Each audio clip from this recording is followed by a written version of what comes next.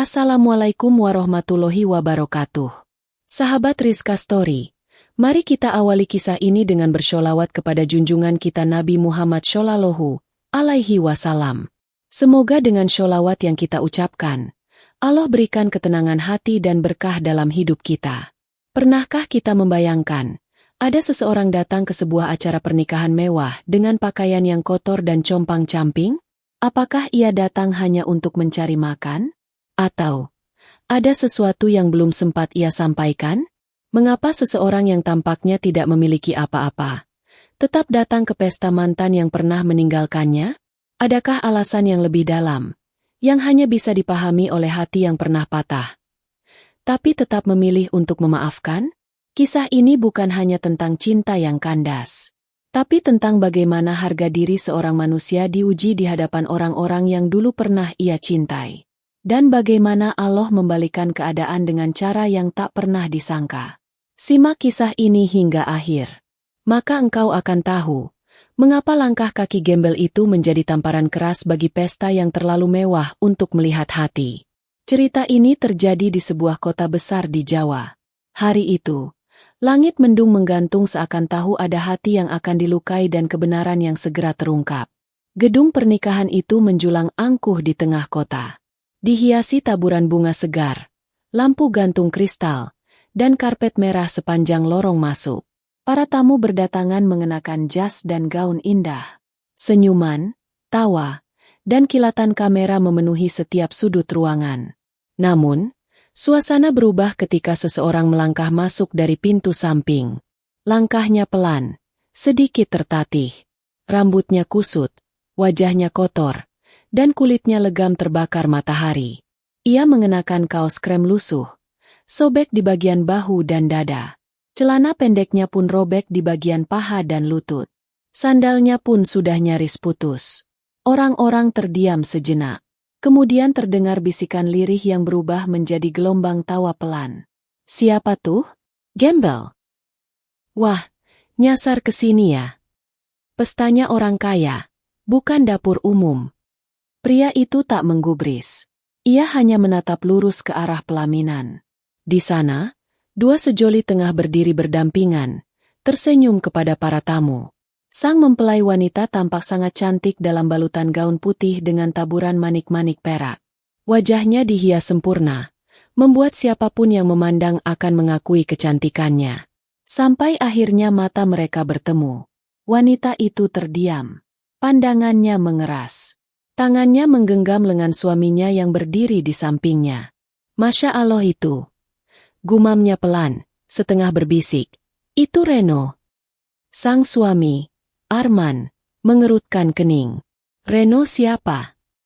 Maya, sang pengantin wanita, menarik napas panjang. Mantan pacarku dulu. Dia dulu pernah bilang mau nikahin aku. Tapi, dia pergi tanpa jejak. Reno, si pria berpakaian lusuh itu, kini telah berdiri hanya beberapa langkah dari panggung pelaminan. Ia tidak menatap siapa-siapa kecuali Maya. Tatapan matanya dalam, namun tidak marah. Seorang wanita tua yang duduk di bangku tamu membungkuk ke arah anaknya dan berbisik. Kasihan, dia pasti lapar. Jangan-jangan dia sengaja ke sini buat minta makan. Anaknya menjawab, kalau lapar mah minta di belakang. Ngapain ke pelaminan? Malu-maluin aja. Tawa kembali terdengar. Seorang pria bahkan mengangkat ponselnya dan mulai merekam Reno dari belakang. Maya turun dari pelaminan. Ia berdiri tegak di hadapan Reno. Matanya menatap tajam. Alisnya mengerut. Kamu ngapain ke sini, Reno? Reno tidak langsung menjawab. Ia hanya menunduk sejenak, lalu berkata pelan. Aku cuma mau ngucapin selamat, Maya. Selamat. Maya tertawa pendek. Dengan pakaian begini? Dengan bau seperti ini? Apa kamu nggak punya rasa malu? Beberapa tamu mendekat, penasaran dengan keributan kecil itu. Telinga mereka menangkap sebagian ucapan Maya. Seorang pria parubaya menyahut. Wah, ini Reno yang katanya pengusaha besar dulu? Dulu banget sih mungkin. Sekarang ya, pengusaha kardus kali. Tawa pecah di tengah kerumunan. Ada yang bahkan menepuk-nepuk punggung temannya sambil tertawa terbahak. Maya melipat tangan di depan dada. Kamu tahu Reno, aku pernah percaya sama kamu. Tapi kamu pergi. Kamu hilang. Lalu sekarang datang ke hari bahagiaku seperti ini? Apa maksudmu? Reno menatap Maya. Matanya tak lagi basah. Tapi tatapannya seperti menyimpan sesuatu yang dalam. Aku pergi bukan karena aku ingin. Tapi karena aku harus. Dan aku datang bukan karena ingin mengganggu. Hanya ingin memastikan bahwa kamu bahagia. Itu saja. Maya terdiam sejenak. Lalu dia menjentikan jarinya ke arah petugas keamanan. Pak, tolong usir orang ini. Dia bukan tamu. Dia hanya mengganggu. Petugas keamanan maju dengan ragu. Tapi setelah Maya mengangguk, mereka mendekat Reno. Maaf Pak. Kami harus minta Anda untuk keluar. Reno mengangguk pelan. Ia menatap Maya sekali lagi, lalu berbalik. Namun sebelum pergi, ia mengeluarkan sesuatu dari sakunya. Sebuah amplop kecil, berwarna coklat lusuh. Ia meletakkannya di meja tamu, lalu melangkah pelan meninggalkan aula. Saat pintu tertutup di belakangnya, suasana kembali riuh. Musik dimainkan. Para tamu tertawa lagi. Seperti tak pernah ada kejadian aneh barusan. Maya kembali ke pelaminan. Tapi, entah kenapa, ada sesuatu yang mengganjal di dadanya. Entah rasa bersalah, atau rasa penasaran. Arman bertanya, kenapa kamu masih kelihatan tegang? Maya menggeleng pelan. Enggak, cuma terkejut aja. Arman menatap istrinya sesaat, lalu berkata, udah, lupakan. Kita rayakan hari ini. Orang seperti dia gak layak kita pikirkan. Tapi tidak semua orang melupakan. Karena 30 menit kemudian, suasana pesta itu akan berubah. Dan semua yang tertawa akan dibuat membisu oleh satu pengumuman besar yang tak diduga siapapun. 30 menit berlalu sejak Reno melangkah keluar dari aula megah itu. Musik tetap mengalun. Para tamu menikmati hidangan. Gelas-gelas berisi minuman bersoda beradu bunyi, tawa masih membahana, dan pasangan pengantin bergantian berfoto bersama tamu-tamu mereka. Namun, tidak semua orang melanjutkan pesta dengan tenang. Ada beberapa tamu yang sejak tadi mencuri pandang ke arah pintu masuk, seolah masih menyisakan rasa penasaran. Seorang wanita muda, kerabat dari mempelai pria, bergumam pada temannya. Kok aku ngerasa tadi tuh orang gak asal datang. Tatapan matanya aneh. Temannya menjawab, iya, aku juga ngerasa gitu. Kayak, dia punya maksud tertentu. Tapi kita aja yang gak bisa baca. Sementara itu, salah satu panitia tampak kebingungan. Ia sedang menerima telepon dari seseorang di luar aula. Wajahnya pucat dan keringat mulai bercucuran. Setelah menutup teleponnya, ia berjalan cepat ke arah panggung, lalu berbisik ke telinga pembawa acara. Pak Ardi, pembawa acara yang sudah puluhan tahun memandu acara-acara besar, seketika mengangguk dengan wajah bingung. Ia lalu mengambil mikrofon dan berkata, mohon maaf, hadirin sekalian. Kami diminta untuk berhenti sejenak dari acara karena ada satu pengumuman penting. Ini berasal dari pihak pengelola gedung dan berkaitan langsung dengan pemilik gedung ini. Semua mulai saling pandang. Ada yang mengernyitkan dahi. Musik pun dihentikan. Kemudian, seorang pria dengan setelan jas abu-abu gelap naik ke atas panggung. Perawakannya tenang, wajahnya serius, dan di tangannya menggenggam map coklat dengan logo perusahaan besar di depannya. Ia berdiri tenang dan berbicara penuh wibawa. Assalamualaikum warahmatullahi wabarakatuh. Nama saya Raka dari Divisi Komunikasi Eksternal PT Mahardika Group. Beberapa orang mulai saling bisik. Nama perusahaan itu tidak asing. Itu adalah salah satu perusahaan terbesar di bidang properti dan konstruksi di Asia Tenggara. Raka melanjutkan, saya datang mewakili Direktur Utama Mahardika Holding. Baru saja, secara resmi, gedung pernikahan ini telah dialihkan ke pemilikannya. Hari ini adalah hari terakhir pemilik lama mengelola tempat ini. Tepuk tangan terdengar. Beberapa tamu berkomentar, wah, gede banget ya perusahaannya. Bisa beli gedung begini. Tapi kemudian, Raka mengangkat tangannya, memberi isyarat agar semua tenang. Dan pemilik barunya adalah Bapak Reno Yudhistira. Ruangan itu sontak terdiam. Terdengar suara garpu yang jatuh ke lantai. Dan beberapa tamu yang tadi tertawa kini menahan napas. Maya yang berdiri di pelaminan perlahan duduk di kursi. Wajahnya pucat. Arman menatapnya dengan alis mengernyit. Reno? Gumam Maya pelan. Nyaris tak terdengar. Raka melanjutkan.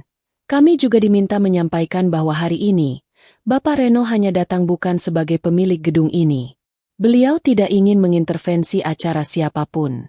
Tapi beliau hanya ingin hadir sebagai seseorang yang pernah memiliki kenangan di tempat ini. Beberapa tamu mulai ribut. Ada yang membolak-balik ponsel mencari informasi. Tak lama, salah satu tamu memekik lirih sambil membaca layar gawainya. Ya Allah, benar. Reno Yudhistira, Direktur Mahardika Holding. Dia itu masuk daftar pengusaha muda terkaya versi Asia Financial tahun ini. Yang lain menimpali. Aku pernah baca artikelnya. Dia emang menghilang beberapa tahun. Katanya sempat bangkrut. Tapi bangkit lagi dan jadi gila-gilaan sukses. Ternyata dia yang datang tadi. Seorang wanita tua yang tadi ikut menertawai Reno kini menutup mulutnya sendiri. Menahan rasa malu yang begitu menghantam dada. Maya mulai gemetar. Tangannya menggenggam lengan suaminya erat. Arman menarik napas dalam, mencoba tetap tenang. Tapi wajahnya menunjukkan kegelisahan yang tak bisa ditutupi. Maya berkata dengan suara serak. Aku usir dia. Aku hina dia. Arman tak menjawab. Ia hanya memandang ke depan. Panggung yang tadinya menjadi pusat kebahagiaan mereka, kini berubah jadi panggung penghakiman batin. Di luar gedung, angin bertiup lembut. Reno berdiri di seberang jalan, memandang gedung dari kejauhan. Ia melihat lampu-lampu megah di aula pernikahan itu, suara musik yang kembali diputar dengan kikuk, dan hiruk-pikuk tamu yang sekarang mulai gelisah. Seorang pria berseragam hitam menghampirinya. Pak Reno, pengumuman sudah kami sampaikan sesuai permintaan Bapak. Reno mengangguk pelan. Terima kasih, Raka. Raka ragu sejenak, lalu bertanya. Kenapa Bapak tidak memakai jas seperti biasa? Kami bisa siapkan semuanya. Reno tersenyum tipis. Saya hanya ingin mereka melihat saya bukan karena jas saya, bukan karena mobil saya, bukan karena uang saya, tapi karena siapa saya sesungguhnya. Ia lalu berjalan menuju mobil tua yang terparkir di pinggir jalan. Bukan mobil mewah seperti biasanya. Ia memang sengaja menyewa mobil bekas hari ini. Semuanya sudah ia rancang, termasuk pakaian compang-camping yang sengaja ia kenakan untuk menguji. Mengukur seberapa besar dunia menilai manusia dari tampilan luar semata. Di dadanya, tersemat satu rasa, lega, bukan karena membalas dendam. Tapi karena akhirnya, ia melihat wajah-wajah yang pernah meremehkannya kini menunduk malu. Ia tak butuh tepuk tangan, tak butuh permintaan maaf. Karena bagi Reno, kehormatan sejati bukan datang dari pengakuan orang, tapi dari bagaimana Allah mengangkat derajat orang-orang yang sabar. Di tengah keheningan yang perlahan menggantikan hiruk-pikuk pesta, seorang gadis kecil yang membantu ibunya sebagai petugas kebersihan mengambil sesuatu dari salah satu meja tamu. Sebuah amplop coklat kecil, lusuh dan sedikit terlipat di ujungnya. Ayah, ini ada surat, katanya pelan kepada seorang pria yang tengah mengawasi dekorasi. Pria itu menerima amplop tersebut. Di sudutnya tertulis dengan tulisan tangan. Untuk Maya, dari seseorang yang dulu sangat mencintaimu. Berita cepat menyebar. Maya yang duduk di pelaminan, kini tampak goyah. Tangannya gemetar saat menerima amplop itu dari panitia. Semua mata tertuju padanya, meski tak ada yang berani bersuara. Arman mencoba berdiri di samping istrinya, berusaha memberi ketenangan, tapi matanya sendiri tak bisa menyembunyikan rasa penasaran. Maya membuka perlahan amplop itu. Di dalamnya hanya selembar kertas, ditulis dengan tinta hitam. Tulisan tangan Reno, yang masih diingat Maya dengan jelas. Ia membaca pelan, namun isi surat itu seolah menggema di seluruh hatinya. Maya, aku pernah mencintaimu, lebih dari yang bisa kubayangkan. Dulu, dunia kita sederhana. Kita berdua berjanji saling setia. Tapi hidup tidak selalu berjalan lurus seperti rencana. Aku pergi bukan karena aku tak cinta, tapi karena Allah sedang mengujiku. Ayahku bangkrut, hutang datang silih berganti. Aku harus pergi jauh untuk menyelamatkan keluarga. Tapi saat kembali, aku tak temukan lagi dirimu. Hari ini aku datang, bukan untuk menuntut, bukan untuk memohon, tapi untuk menutup kisah yang pernah membuat hatiku robek. Aku ingin mengucapkan selamat, karena akhirnya kau menemukan pilihanmu. Aku datang bukan sebagai pengusaha, tapi sebagai Reno, laki-laki yang pernah kau genggam tangannya saat kita susah, dan yang kau lepas saat kau melihat dunia lebih gemerlap. Semoga Allah bahagiakanmu. Reno Yudhistira. Tangan Maya bergetar hebat. Surat itu jatuh dari tangannya. Ia menutup wajahnya dengan kedua tangan. Riasan mahalnya kini luntur oleh air mata yang tak bisa ia bendung lagi. Arman tetap berdiri di sampingnya. Tapi wajahnya kini lebih gelap. Tak ada satupun tamu yang mengucap kata. Tak ada lagi tawa. Hanya bunyi pelan musik pengiring yang masih mengalun. Kontras dengan perasaan semua orang. Seorang wanita parubaya mendekat ke Maya, lalu duduk di sebelahnya. Aku tahu siapa dia, bisiknya pelan. Reno bukan orang sembarangan. Anak sulung dari keluarga Darmawan yang dulu punya perusahaan baja terbesar di Surabaya. Saat ayahnya bangkrut, dia sendirian menanggung semuanya. Katanya, dia jadi buruh, pernah tidur di emperan toko. Tapi dia nggak pernah hilang arah. Maya menoleh. Wajahnya dipenuhi luka batin. Kenapa aku nggak tahu semua itu? Wanita itu menatapnya dalam. Karena kamu sibuk mengejar dunia, Maya. Sementara dia sibuk menyembuhkan luka. Di luar aula, Reno menyandarkan tubuhnya pada mobil tua yang ia sewa hari itu. Pandangannya kosong, menatap langit yang mulai mendung. Seorang remaja laki-laki mendekat. Tampaknya mengenal Reno. Pak, tadi waktu Bapak masuk, saya lihat mereka semua tertawa. Tapi sekarang mereka semua diam. Kayak gak bisa napas. Reno tersenyum samar.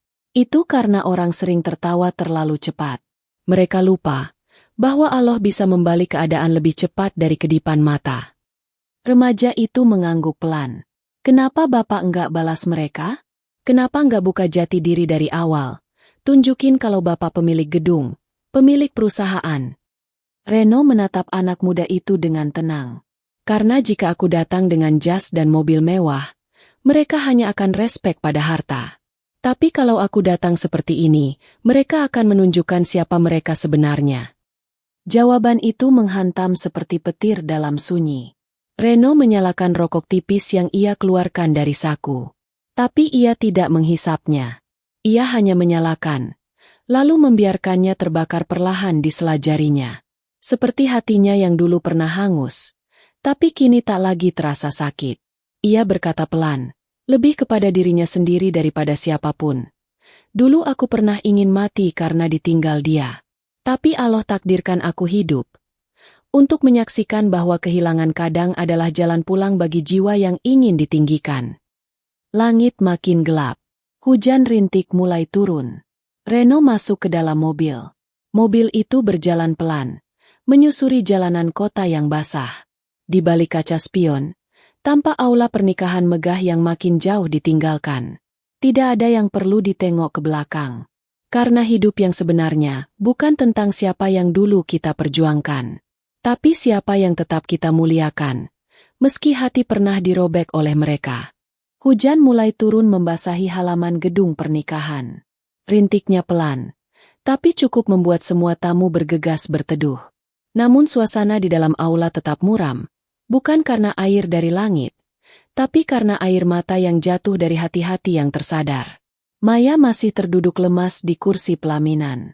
Gaun putih mewahnya kini tak lagi berkilau seperti beberapa jam sebelumnya. Riasannya luntur, tapi bukan oleh keringat, melainkan oleh tangis yang tak lagi bisa disembunyikan. Seorang wanita tua, Bibi Maya, datang menghampiri dan menggenggam tangannya. Maya, kamu harus kuat.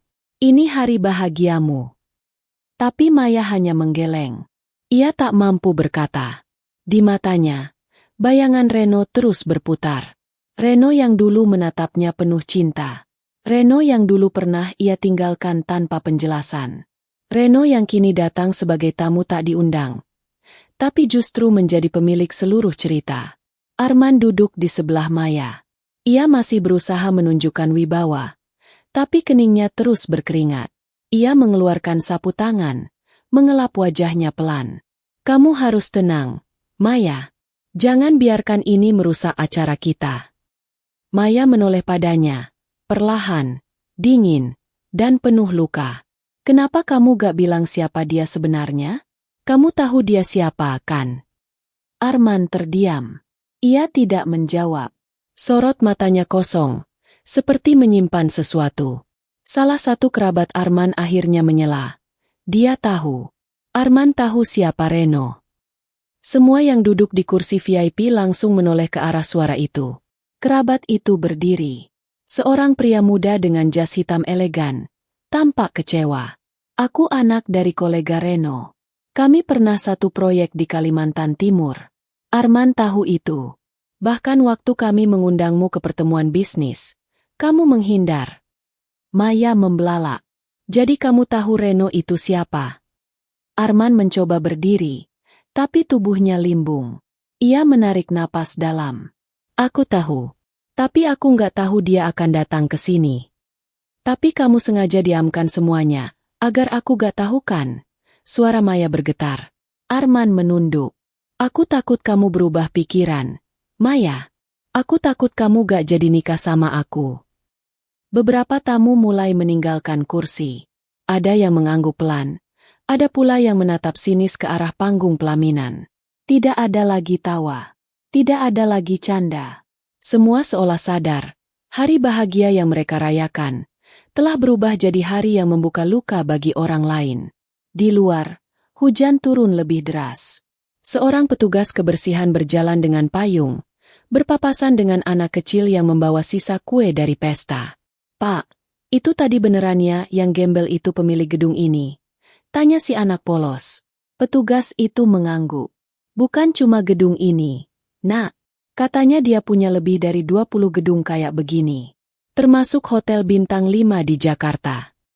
Anak itu mengangguk sambil bergumam. Kenapa orang baik selalu diuji dulu ya? Petugas itu menjawab pelan. Karena Allah sayang sama mereka. Dan Allah pengen nunjukin ke semua orang bahwa kehormatan gak diukur dari baju, tapi dari hati.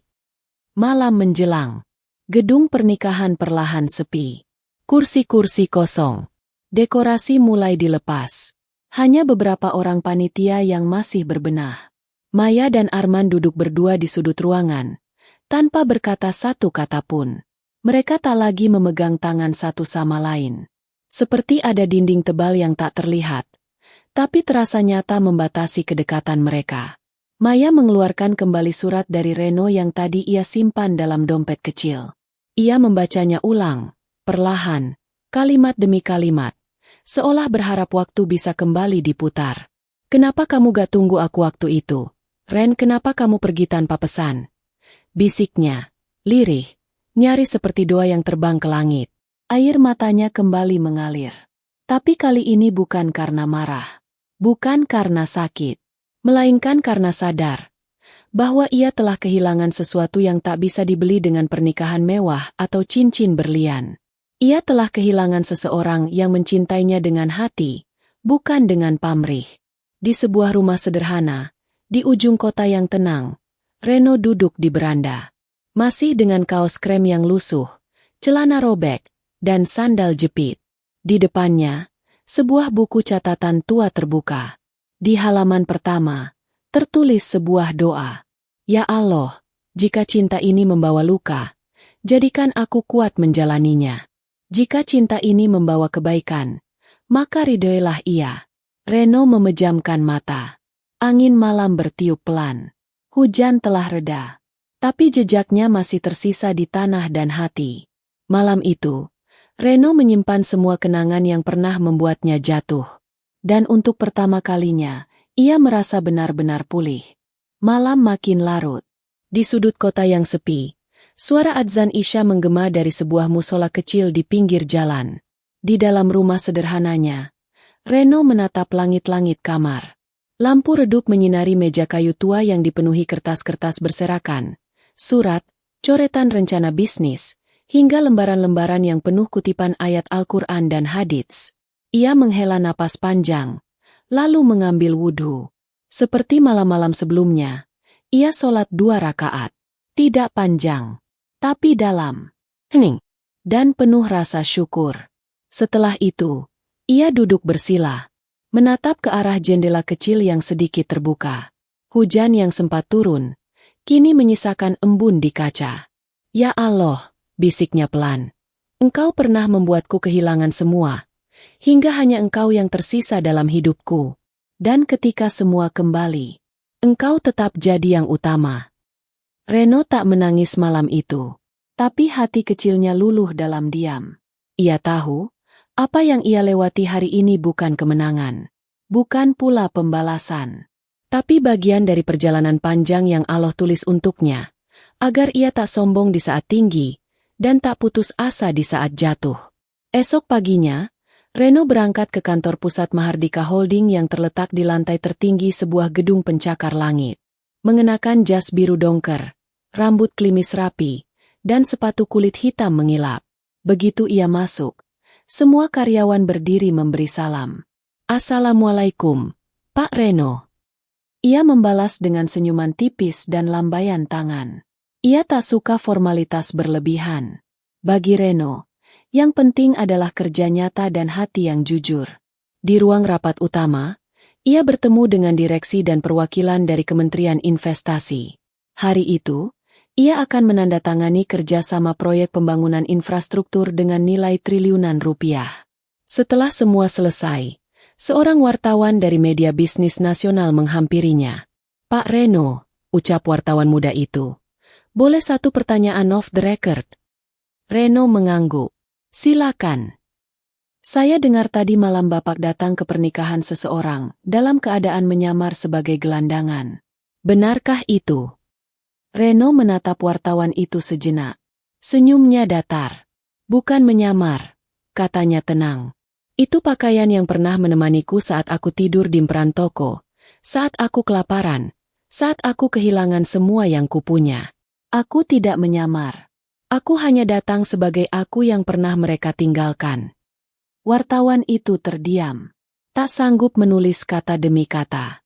Karena jawaban itu terlalu dalam untuk dijadikan sekadar headline. Sementara itu, di rumah Maya, suasana sunyi masih menyelimuti. Arman duduk di ruang tamu, membaca koran pagi. Di halaman depan terpampang wajah Reno dengan judul besar. Dari gelandangan ke triliuner. Kisah Reno Yudhistira yang mengguncang dunia bisnis. Arman menutup koran itu perlahan. Ia menatap Maya yang duduk di ujung ruangan. Masih dalam diam. Sejak semalam, Maya tak banyak bicara. Hanya menatap jendela, seolah berharap waktu bisa ditarik mundur. Arman berdiri dan menghampirinya. Maya, ini bukan salahmu. Kamu tidak tahu semuanya. Maya menggeleng pelan. Bukan, men. Bukan soal tahu atau tidak tahu. Tapi soal, aku yang terlalu mudah menilai orang hanya dari apa yang tampak di depan mata. Ia menoleh pada suaminya. Matanya tidak marah, tapi kosong. Seperti tak lagi memancarkan rasa apa-apa. Aku menikah denganmu, karena kupikir kamu bisa memberiku rasa aman. Tapi sekarang aku sadar, rasa aman bukan dari gedung mewah atau pesta megah. Tapi dari hati yang pernah rela kehilangan segalanya, tapi tetap mencintai dengan sabar. Arman tidak menjawab, karena untuk pertama kalinya, ia merasa dirinya bukan pilihan terbaik. 3 hari berlalu. Reno duduk di sebuah taman kota, mengenakan hoodie abu-abu sederhana dan celana jeans santai. Di depannya, seorang ibu muda duduk sambil menyuapi anak kecil. Reno memperhatikan mereka dengan senyum. Pak Reno. Suara itu datang dari belakang. Seorang wanita muda dengan kerudung biru muda berdiri sambil tersenyum gugup. Ia adalah Lia, mantan rekan kerja Reno di masa awal karirnya bangkit. Lia? Sapa Reno? Kamu masih di departemen riset? Iya, Pak. Maaf ganggu. Tapi boleh saya tanya sesuatu? Tentu.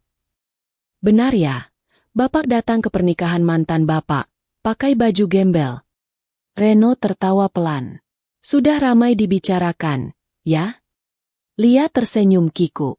Saya gak ikut ngejek lo, Pak. Saya justru salut. Reno menatapnya. Kadang, Lia, orang butuh tahu siapa yang tulus dan siapa yang cuma kagum pada apa yang kita punya. Dan kadang, cara paling tepat untuk tahu itu adalah dengan melepas semua topeng yang kita pakai. Lia mengangguk pelan. Kalau saya jadi bapak, saya mungkin sudah marah, balas dendam atau pamer kekayaan di depan mereka. Reno menatap langit sebentar, lalu berkata pelan, kalau aku melakukan itu, aku tak lebih baik dari mereka. Lia terdiam. Kata-kata Reno seperti memukul lembut hati siapapun yang mendengarnya. Sore itu, Reno kembali ke rumah. Di meja ruang tamunya, ada sebuah paket kecil tanpa nama. Di dalamnya hanya ada sepucuk surat dan sebuah foto lama. Foto Reno dan Maya di sebuah warung kopi pinggir jalan, tertawa bersama dalam kesederhanaan. Suratnya singkat.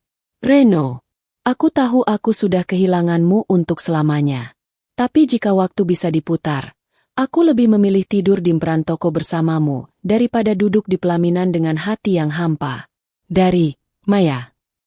Reno tersenyum samar. Ia menyimpan surat itu ke dalam buku catatan lamanya. Buku yang dulu menemaninya menulis mimpi-mimpi saat hidupnya belum punya apa-apa. Kini buku itu menjadi tempat menyimpan pelajaran-pelajaran dari masa lalu. Dan hari itu, ia menuliskan satu kalimat di halaman terakhir. Tidak semua yang tertawa hari ini akan bahagia selamanya. Tapi semua yang bersabar karena Allah, pasti akan dipulihkan dengan cara yang indah. Senja menurunkan bayangnya di langit kota. Burung-burung kembali ke sarang, lampu jalan mulai menyala satu persatu, dan langit berwarna jingga keemasan seolah menandai sebuah babak baru bagi hati-hati yang sedang belajar memahami takdir. Di sebuah rumah sederhana, Reno duduk termenung di teras. Ia menatap buku catatan tuanya yang telah usang, penuh dengan bekas coretan, rencana hidup, dan doa-doa yang pernah ia tulis di masa ia merasa benar-benar sendiri. Di halaman terakhir kini tertulis, tidak semua yang tertawa hari ini akan bahagia selamanya. Tapi semua yang bersabar karena Allah, pasti akan dipulihkan dengan cara yang indah. Ia membacanya berulang kali.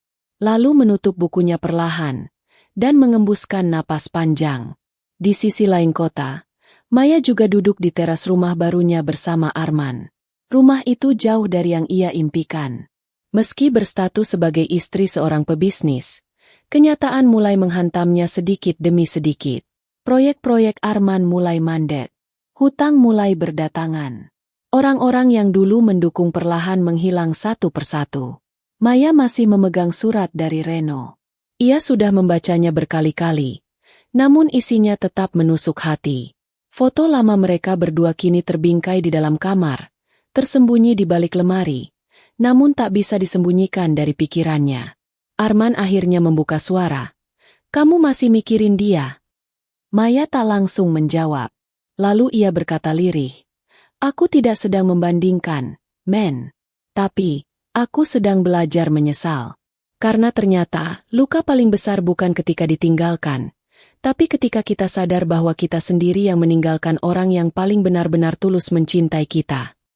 Arman diam. Tak membantah. Karena hatinya tahu, ada kebenaran dalam ucapan itu. Dulu aku malu punya pacar yang hanya bisa kasih janji. Tapi sekarang aku malu. Karena ternyata janji itu lebih nyata daripada semua pesta pernikahan mewah yang tidak punya kejujuran. Air mata Maya mengalir lagi. Tapi ia tidak menjerit. Hanya diam. Karena penyesalan yang dalam tak butuh tangisan yang keras. Ia hanya butuh kesadaran yang jujur. Beberapa hari kemudian, sebuah acara gala dinner digelar di Hotel Bintang 5 milik Mahardika Group. Para pengusaha besar hadir. Termasuk pejabat, investor luar negeri, dan tokoh-tokoh penting dari dunia finansial.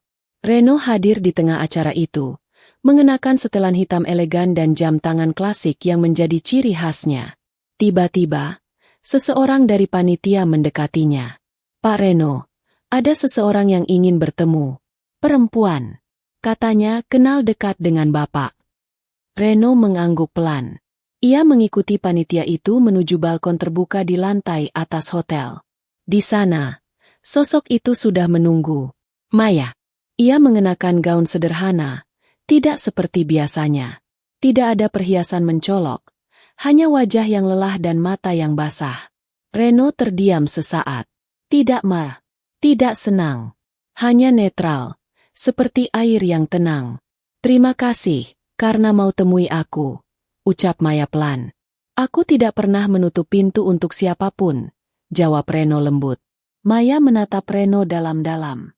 Ada banyak kata yang ingin ia ucapkan, tapi hanya satu yang keluar. "Maaf."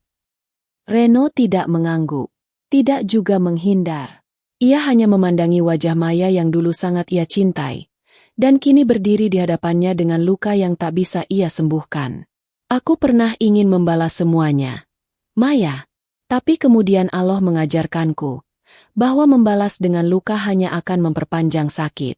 Tapi membalas dengan maaf akan menyembuhkan dua hati sekaligus." Air mata Maya jatuh lagi. Ia berusaha menghapusnya, tapi tangis itu lebih kuat dari gengsi yang ia bangun selama ini. "Aku nggak datang ke sini untuk minta kembali. Aku tahu, semuanya sudah berbeda. Tapi, aku ingin kamu tahu bahwa sampai hari ini, kamu tetap jadi pelajaran paling berharga dalam hidupku." Reno mengangguk pelan. "Dan kamu juga jadi alasan kenapa aku belajar mencintai Allah lebih dulu sebelum mencintai manusia lagi." Suasana hening. Hanya angin malam yang menyentuh lembut wajah mereka. Maya melangkah pergi, tidak menoleh. Karena ia tahu, jika ia menoleh, ia tak akan sanggup meninggalkan tempat itu. Tapi langkahnya ringan. Karena ia telah meminta maaf, dan telah diterima. Setidaknya, oleh hati yang dulu pernah ia lukai. Malam itu, Reno berdiri sendirian di balkon. Tangannya menggenggam gelas berisi air mineral. Ia menatap langit Jakarta yang gemerlap, lalu berbisik pelan. "Allah, engkau tahu berapa banyak aku menangis saat ditinggal. Tapi kini aku paham semua itu bukan untuk menyiksa, tapi untuk mengangkatku. Bukan untuk membuatku marah, tapi untuk mengajariku ikhlas." Ia menutup matanya. Dan untuk pertama kalinya sejak pernikahan itu terjadi, Reno benar-benar damai.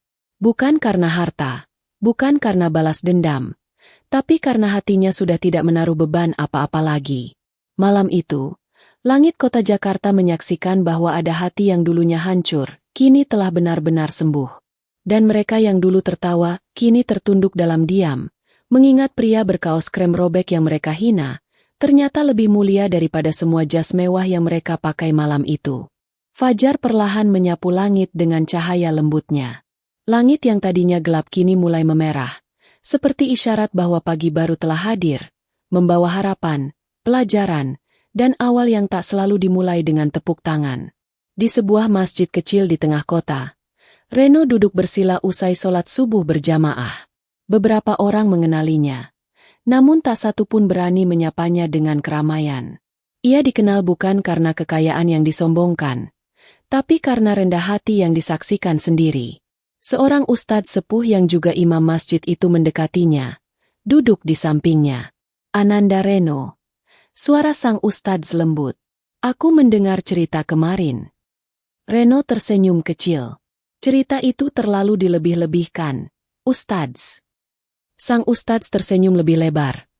"Justru aku ingin memintamu, agar jangan kau kecilkan kisahmu, karena dari dirimu, banyak orang bisa belajar." Reno menunduk. "Saya hanya ingin mereka sadar, ustadz, bahwa kita hidup bukan untuk dipuja, tapi untuk diuji. Dan bukan kekayaan yang jadi ukurannya, tapi ketulusan dalam menjalani." Sang ustadz mengangguk, lalu berkata, "Tahukah engkau, bahwa Allah berfirman dalam surah Al-Hujurat ayat 13, bahwa yang paling mulia di sisinya adalah yang paling bertakwa bukan yang paling kaya, paling tampan, atau paling dihormati manusia." Reno memejamkan mata. Ia sudah membaca ayat itu berkali-kali. Tapi kini, Maknanya meresap jauh lebih dalam daripada sebelumnya. Beberapa minggu berlalu. Kehidupan terus berjalan. Media masih ramai membicarakan kisah Reno Yudhistira, pria yang hadir di pesta pernikahan mantannya dalam pakaian compang-camping dan membuat semua mata terbuka akan makna sejati dari harga diri dan keberhasilan. Namun bagi Reno, semuanya telah usai. Ia tak lagi ingin melihat ke belakang. Ia hanya ingin melangkah ke depan, membawa semua pelajaran sebagai bekal, bukan beban. Suatu hari, ia mendatangi sebuah panti asuhan di pinggiran kota. Panti itu dulu adalah tempat ia sering tidur saat tak punya tempat pulang. Kini, ia hadir di sana membawa satu truk logistik dan sebuah surat legalitas hibah. Mulai hari ini, ucapnya di depan puluhan anak-anak yatim, panti ini menjadi milik kalian. Tanahnya, bangunannya, semuanya. Dan aku akan bantu membiayai pendidikan kalian sampai ke universitas. Insya Allah. Tepuk tangan meledak. Tapi Reno tidak tersenyum karena itu. Ia justru tersenyum saat seorang bocah kecil datang menghampirinya dan berkata polos. Paman Reno, apa paman dulu juga yatim seperti kami? Reno berjongkok, menatap mata bening anak itu. Tidak, nak. Tapi aku pernah merasa sendirian, seperti kalian. Dan saat itu, cuma Allah yang masih peduli padaku. Anak itu mengangguk kecil, lalu memeluk Reno erat. Pelukan itu tak lama, tapi cukup untuk mengganti seluruh luka masa lalu dengan rasa syukur yang tak terhingga. Sementara itu, di kehidupan Maya dan Arman, badai mulai datang bertubi-tubi. Usaha Arman bangkrut, rekening dibekukan, dan rumah mereka dijual untuk membayar sebagian utang. Maya kembali ke rumah ibunya di kampung, jauh dari kemewahan yang dulu ia banggakan. Suatu malam, Maya duduk di kamar lamanya. Ia membuka kembali buku harian masa mudanya. Di sana, masih terselip selembar kertas kecil yang pernah diberikan Reno puluhan bulan silam, saat mereka masih menjalin cinta. Kalau suatu hari aku jadi orang penting, aku harap kamu tetap mencintaiku karena hatiku, bukan karena nama atau hartaku. Karena cinta sejati itu bukan soal siapa kita, tapi bagaimana kita mencintai. Air matanya jatuh, tanpa bisa ia cegah. Tapi tidak ada lagi yang bisa ia perbaiki. Semua telah berlalu. Kini hanya tinggal kenangan dan penyesalan. Di akhir pekan itu, Reno datang ke acara wisuda anak-anak dari beasiswa Mahardika Foundation yang ia dirikan. Ia berdiri di panggung dengan sederhana. Tidak berjas. Tidak berdasi, hanya mengenakan batik polos dan celana kain gelap.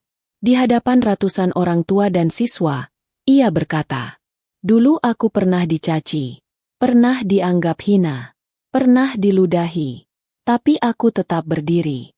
Bukan karena dendam, tapi karena aku percaya bahwa Allah tidak tidur. Dia melihat setiap air mata, dan dia tidak pernah salah dalam menaikkan derajat seseorang. Seluruh aula hening.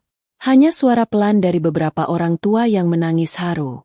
Tidak ada satupun kata yang sanggup menyangkal bahwa di hadapan mereka berdiri seorang pria yang pernah menjadi rendah karena keadaan, namun kini dimuliakan oleh Allah karena kesabaran. Reno mengakhiri pidatonya dengan satu kalimat. Jangan pernah menilai seseorang dari bajunya. Karena di balik kaos krem yang robek dan celana lusuh, mungkin tersembunyi hati yang lebih bersih dari jas siapapun yang kalian kagumi. Ia turun dari panggung. Disambut peluk oleh anak-anak kecil, senyum dari para ibu, dan doa dari para ayah. Di mata mereka, Reno bukan sekadar pengusaha, tapi cahaya dari masa lalu yang berani berdiri tanpa malu, meski pernah dihina karena tampilan yang tak sepadan dengan isi hatinya. Di ujung hidup yang penuh pelajaran, Reno duduk di beranda rumah kecilnya. Ia menatap langit senja yang kembali bersinar, sama seperti malam pertama saat ia dihina. Tapi kini, tak ada lagi beban di dadanya. Karena kehormatan bukan berasal dari pengakuan manusia, tapi dari bagaimana Allah memuliakan orang yang tetap berjalan lurus, meski seluruh dunia pernah memandangnya dengan sebelah mata.